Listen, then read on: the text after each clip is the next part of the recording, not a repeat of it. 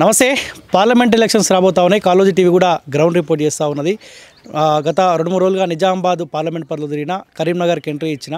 So Karimnagar parliament పరిధిలో ఉన్న చొప్పదండి నియోజకవర్గం రామడుగు మండలంలో నేనున్నా. సో నేను ఇట్లా వస్తూ ఉంటే చాలామంది ఒకటే దగ్గర కనిపించారు. సో వాళ్ళు కూడా రాబోయే ఎంపీ ఎలక్షన్లో ఎవరి వైపు ఉంటే బాగుంటుందన్న ఆలోచనలో వాళ్ళు ఉన్నట్టు తెలుస్తూ ఉంది. ఈ చొప్పదండి నుంచి కాంగ్రెస్ పార్టీ సంబంధించిన మేడిపల్లి సత్యం గెలిపించారు. బీజేపీ నుంచి పోటీ చేసిన బొడిగే శోభ దాదాపు ఒక 15,000 ఓట్లే మాకు పడ్డట్టున్నాయి. సో కాంగ్రెస్ పార్టీ నుంచి మేడిపల్లి సత్యం, బీఆర్ఎస్ పార్టీ సెకండ్ ప్లేస్ కనిపిస్తూ ఉంది. సో రాబోయే ఎంపీ ఎలక్షన్స్ ఎట్లా ఉండబోతాయి వీటితో మాట్లాడని చెప్పి కాసేపు ఆగిన. గతంలో కూడా పార్లమెంట్ ఎలక్షన్లో మెజార్టీ ఓట్లు ఈ చొప్పదండి నుంచి బండి సంజయ్ కుమార్కి పడ్డాయి. అదే ఓట్లు పడితే ఏమైనా తగ్గే అవకాశం ఉంటుందా? ఒకసారి వీళ్ళతో మాట్లాడి తెలుసుకునే ప్రయత్నం చేద్దాం. ఫస్ట్ మీతో మాట్లాడతా. నీ పేరు ఏం పేరే? ఇడవెల్లి రాము. నీ పేరు ఏం పేరు? లక్ష్మణ్. రాము, లక్ష్మణ్ మీరిద్దరు. సో నా పేరు కూడా రామే.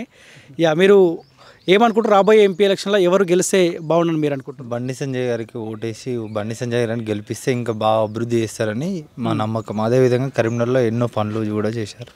ఏం చేసిండన్న? బండి సంజయ్కి ఆల్రెడీ ఎంపీగా గెలిపించారు. 5 ఏళ్ల కాలం పాటు ఆయనే ఎంపీ కొనసాగుతుండు. స్టిల్ ఇప్పుడు ఎంపీ కూడా ఆయనే. ఎంపీ అభ్యర్థిగా మళ్ళీ మీ దగ్గర రాబోతా ఉండు.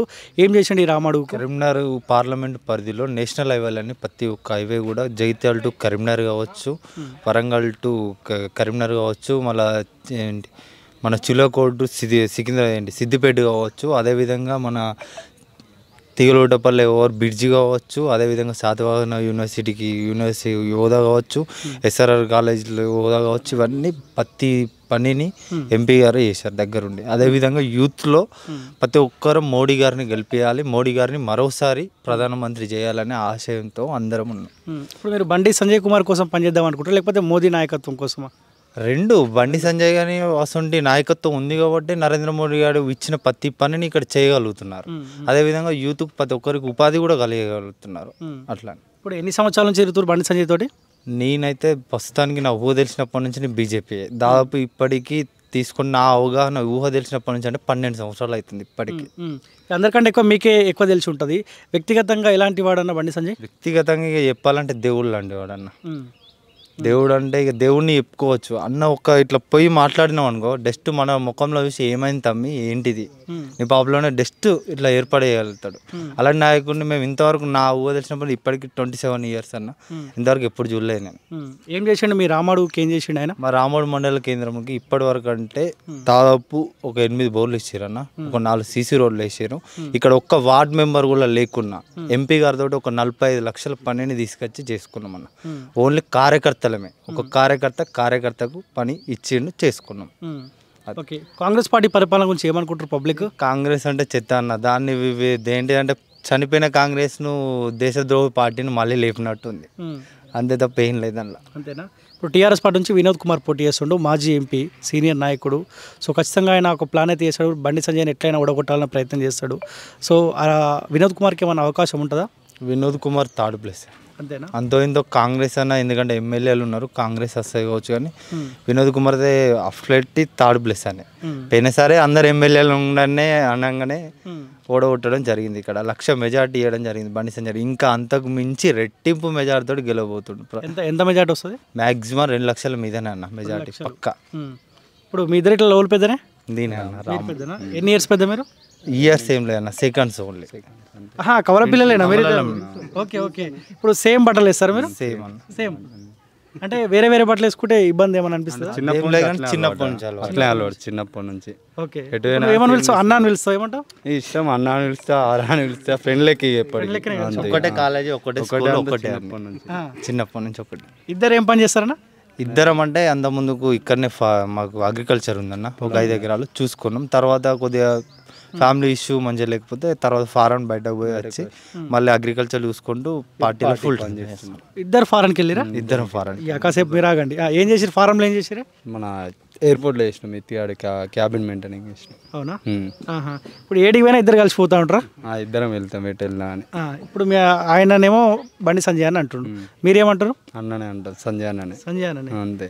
ఎందుకు ఒకటే ఇంటి నుంచి ఇద్దరు ఒకటే సైడ్ ఉండాలా? ఒకరు అటు ఒకటి ఇటు ఉంటే కొంత మేలు కూడా జరుగుతుంది కదా? మేలు జరుగుతుంది కానీ దేశానికి మంచి చేసే పార్టీ బీజేపీ కాబట్టి బీజేపీలో ఉండాలి ఎవరైనా కానీ. ఒకరు అటు ఒకరు ఇటు అనేది అది ఫ్యామిలీ రాజకీయాలు చేస్తారు. కొందరు అన్నులు ఉంటారు, కొందరు ఇన్నులు ఉంటారు. కానీ మా బీజేపీలో అట్లా ఉండదు కాబట్టి ఒక్కరు ఉంటే ఉంటే ఉన్న వాళ్ళు ఉండాలి అందరూ అంతే. ఇప్పుడు ఎలక్షన్లు అప్పుడు ఇప్పుడు అన్ని పార్టీ సంబంధించిన నాయకులు పైసలు పంచుతారు. మీరు ఇద్దరు ఒకటే పార్టీలో ఉండడం వల్ల పైసలు రావు. ఇంకో పార్టీలో ఉన్నాం అనుకో, ఆ పైసల కోసం రాజకీయం చేయమన్నా మేమైతే. బీజేపీలో ఉన్న కార్యకర్త ఎవరైనా పైసల కోసం రాజకీయం అస్సలు చేయరు. వాళ్ళు ఏమైనా వేసుకొని పెట్టారు. మనకు కావాల్సింది దేశం కావాలి, అభివృద్ధి కావాలి అంతే. పైసల గురించి రాజకీయం అసలు మేము వచ్చినప్పుడు అన్న ఒక్క వార్డు కూడా లేదన్న. మేము వచ్చినప్పుడు రాజకీయాలకి మాకు ఎంపీ కూడా లేదు అప్పుడు.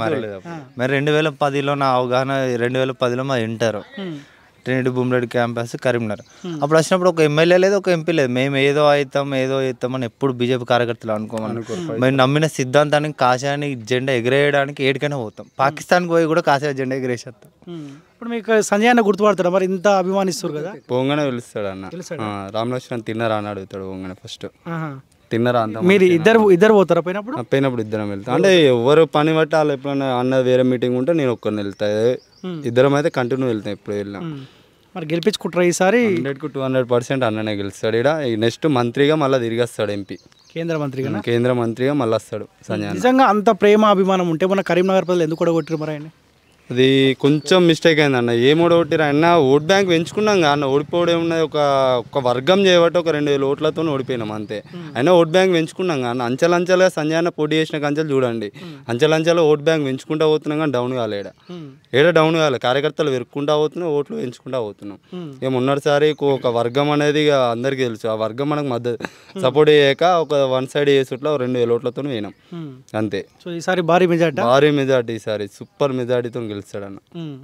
కాంగ్రెస్ పార్టీ ఎందుకు ఆలోచిస్తుంది అభ్యర్థిని ఇంకా ప్రకటిస్తలేరు? వాళ్ళకి భయం అన్న. కాంగ్రెస్ భయం. బండి సంజయ్ మీద ఇక్కడ క్యాండిడేట్ అంటే వాళ్ళు ఎవరు నిలుస్తున్నా భయం ఫస్ట్. ఎందుకంటే బండి సంజయ్ 100% గెలుస్తాడు అంతే. ఏ క్యాండిడేట్ ఉన్నది, వినోద్ కుమారే ఉండని, ఇంకోలే ఉండని అంతే. ప్రవీణ్ రెడ్డికి ఇస్తే ఏమన్నా ఇబ్బంది అయితే? ఎవరికి ఇచ్చిన ఇబ్బంది ఏం లేదు అన్న. సంజయ్ అన్న గెలుస్తుండే అంత ఇబ్బంది ఏం లేదు కాన్స్టిట్యూన్సీలో. ఇక్కడ మన పార్లమెంట్ పరిధిలో అసలు ఇబ్బంది లేదు. ఇప్పుడు తీర్మానం వలన కూడా పేరు ప్రస్తావనకు వస్తుంది కాంగ్రెస్ పార్టీ నుంచి. ఆయనకి ఇస్తే ఏమన్నా ఇబ్బంది? నాన్ లోకల్ అన్న. ఇప్పటికే వినోద్ కుమార్ నాన్ లోకల్ అన్న.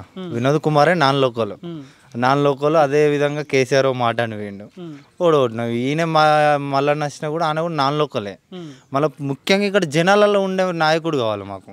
బండి సంజయ్ తప్ప ఎవరు ఉన్నారు? బండి సంజయ్ ఇంత రాష్ట్ర అధ్యక్షుడైనా కరీంనగర్ పార్లమెంట్లో వారానికి ఒక 3 రోజులు 4 రోజులు ఎప్పుడు తిరుగుతున్నాడు. ప్రతి కార్యకర్త అన్న నా ఇంట్లో నుంచి చిన్న ఫంక్షన్ చేసుకుంటున్నాను వచ్చి వెళ్తాడు. ఆడావిడి హంగామా ఏముండదు అన్నది. వస్తాడు, చూస్తాడు, వెళ్ళిపోతా ఉంటాడు. ఓకే. మీరు ఏ పార్టీ వైపు? బీజేపీ. ఎందుకు, రీజన్ ఏంది? ఎప్పటికీ మేము చిన్నప్పటి నుంచి బీజేపీ పార్టీ కార్యకర్త. బీజేపీ నుంచి తిరుగుతుంది. ఓకే. ఎందుకు చొప్పదండిలో బీజేపీ ఓడిపోయింది? ఈ వ్యక్తిగతంగా అంతే. కార్యకర్తలే మేము కష్టపడే కాడికి కష్టపడ్డాం, పనిచేసాం.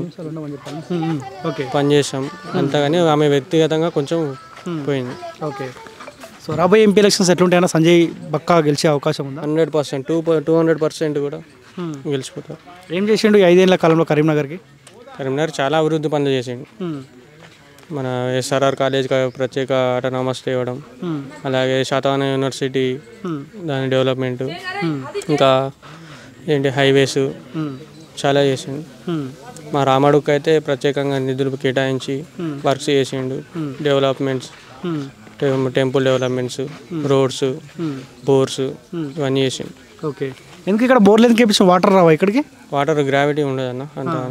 మళ్ళీ ఏంటంటే ప్రతి ఇంటికి పోయినా కానీ తాగునీటికి బాగా కష్టాలు ఉంటాయి.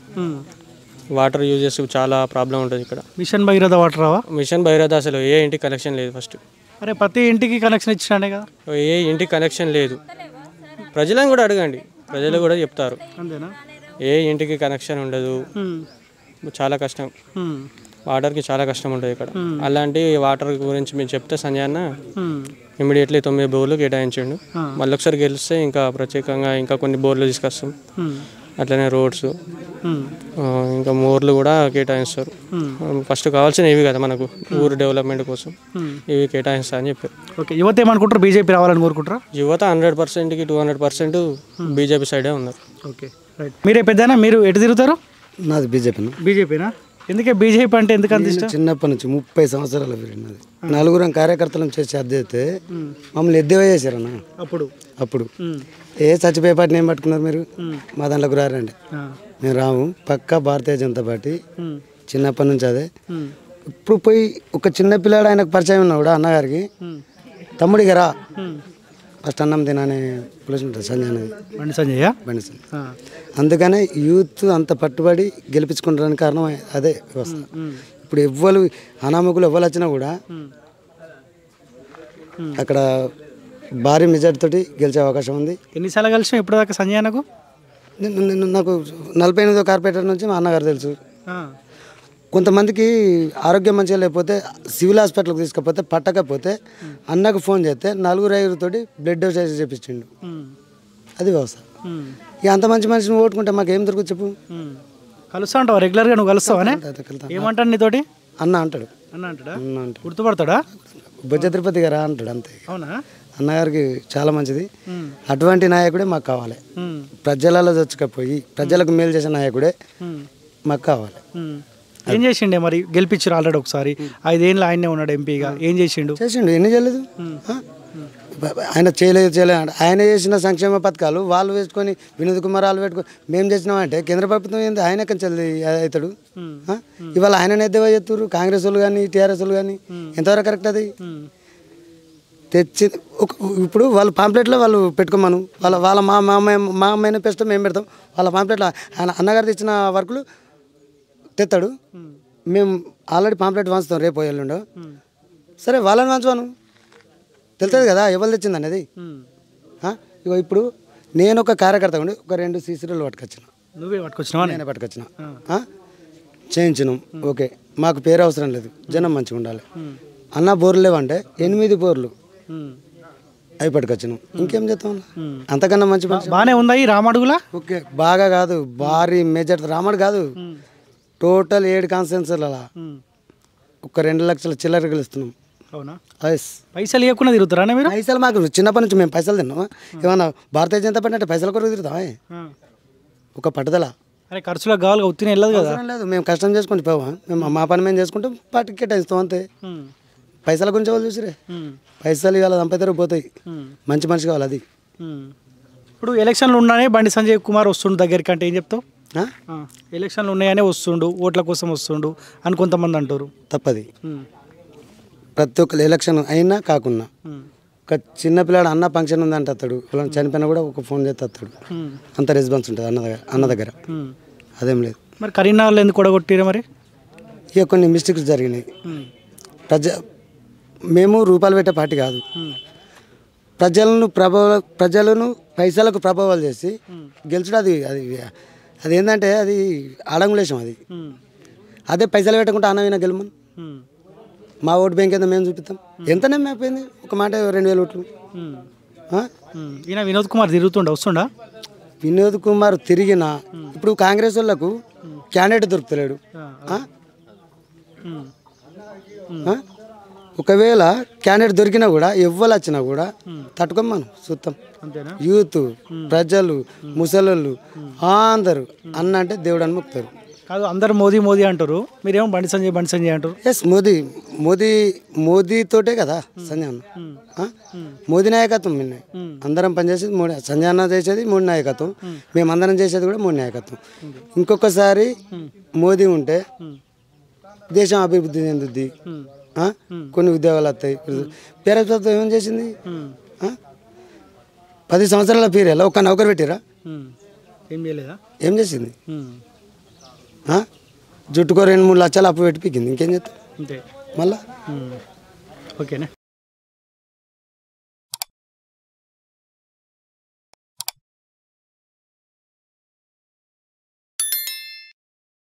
పెద్దనా మీరే మొన్న అసెంబ్లీ ఎలక్షన్లో ఏ పార్టీ కొట్టేసినవే? నేను టీఆర్ఎస్ చేసిన. టీఆర్ఎస్కా? అయ్యా మీ టీఆర్ఎస్ మొత్తం ఖతం అవుతుందిగా. పీకని ఏం చేస్తాం మరి? గట్లా గదే పార్టీలో గట్లా అంటారా అని? మరి గట్లా అంటే ఏం చేద్దాం, మనం ఒక్కరమే తాతాడా? మరి 2 సార్లు అవకాశం ఇస్తే మొత్తం ఖాతం కబ్జాలు చేసి మొత్తం ఆగమాగం చేస్తారు రాష్ట్రాన్ని. చేసింది ఏదో అయిపోయింది అంతే.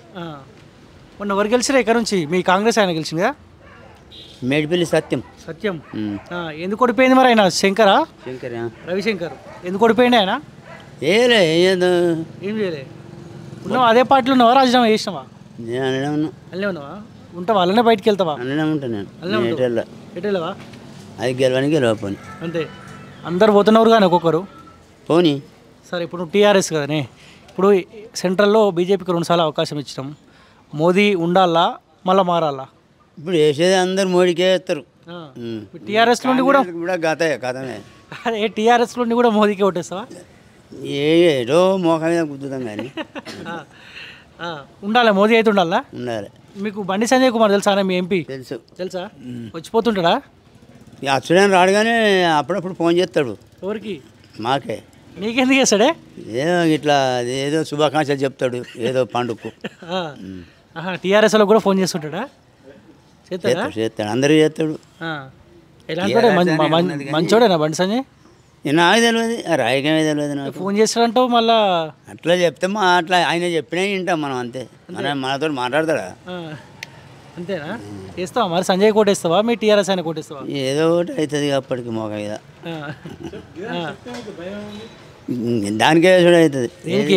బీజేపీకి. బీజేపీకి మరి బీజేపీలోకి పోవచ్చు మరి టీఆర్ఎస్లో ఉండి బీజేపీ కోటేందుకే? బీజేపీకి పోతే అయిపోతుంది కదా సపరేట్గా. అదే పోదాం మరి, మళ్ళీ తీసుకుంటా లేవారు. తీసుకోరా? మనకు అవసరం లేదా రాయగంలో పోడు కానీ ఓటేసుడు వరకే. ఎట్లా రేవంత్ రెడ్డి పరిపాలన ఎట్లుంది?